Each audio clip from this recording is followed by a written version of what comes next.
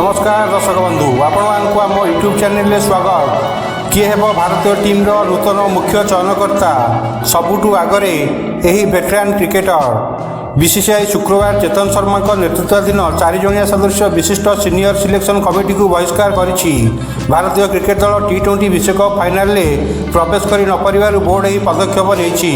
एभली स्थिति में नूतन मुख्य चयनकर्ता किए हेब से नहीं कल्पना जल्पना आरंभ होइछि।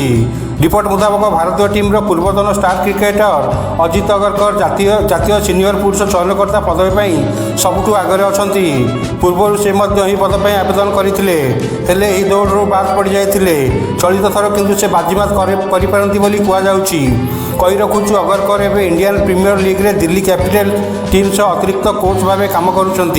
जदि से मुख्य चयनकर्ता पद लगी आवेदन करती तेबे आईपीएल यह दायित्व छाड़ा हेब।